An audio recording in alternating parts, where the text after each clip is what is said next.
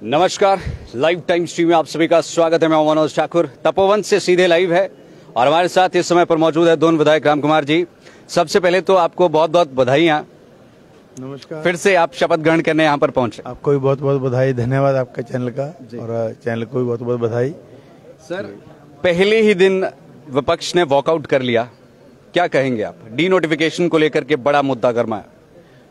विपक्ष जो है वो बहुत जल्दी में है। विपक्ष के पास भी 5 साल बने हैं, अभी विधायक की ओथ भी नहीं हुई थी। शिष्टाचार के ओथ होने के बाद जो है उनको बोलना चाहिए था। लेकिन मैं माननीय मुख्यमंत्री जी का धन्यवाद करना चाहूंगा कि उन्होंने अपने बोलने से पहले उनको समय दिया। जब समय दिया उन्होंने अपनी बात रखी और उसके बाद बात सुनने का मादा नहीं है। जिन संस्थानों को खोला गया उनमें कोई बजट का प्रावधान नहीं है। पहले एडमिनिस्ट्रेटिव और हमारी टेक्निकल सैंक्शंस उसमें होती हैं, उसके बाद संस्थान खोले जाते हैं। लेकिन उन्होंने केवल सत्ता में आने के लिए 900 संस्थान खोले, जिनको टेक्निकल आधार पे बंद किया गया है। और गुण दोष के आधार पे मुख्यमंत्री दौरा करेंगे, उनकी अभी पूरी रिपोर्ट भी आ रही है।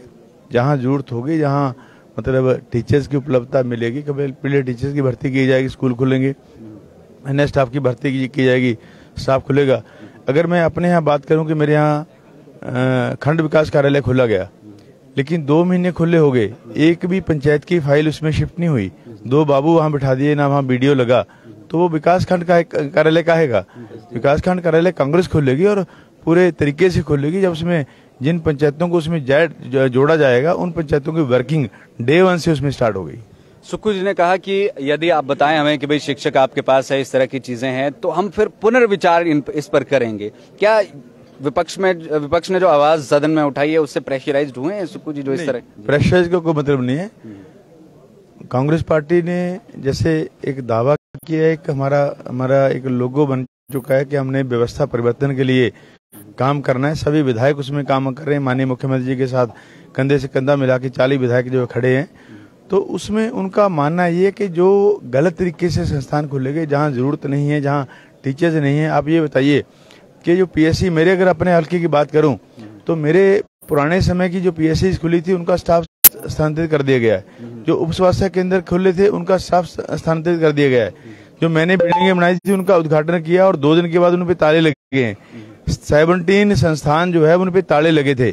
तो सरकार इसका भी, विपक्ष इसका भी जवाब दे कि उन ताले लगे संस्थानों के बारे में क्या कहते हैं। वो जो नए खुलने हैं उन पे तो ताले लगने ही थे, खाली फट्टा लगाने से बात नहीं है। संस्थान तब चलेंगे अगर उन्हें स्टाफ जो मुहैया कराएंगे। माननीय मुख्यमंत्री जी का मानना है कि पहले हम स्टाफ की भर्ती करेंगे, उसके बाद जो है उनको खोला जाएगा। दून के लिए आप क्या कुछ करने वाले हैं? क्या विजन लेकर के आप चल रहे हैं अगले 5 साल? दून के लिए बड़ा विजन है कि मैं जब विधायक बना था, मेरे पहाड़ी क्षेत्र में पानी की पीने की दिक्कत थी, तो मैंने 5 बड़ी योजनाएं बद्दी से उठा के 50 किलोमीटर पहाड़ों में पानी जो है वो मैंने दिया है।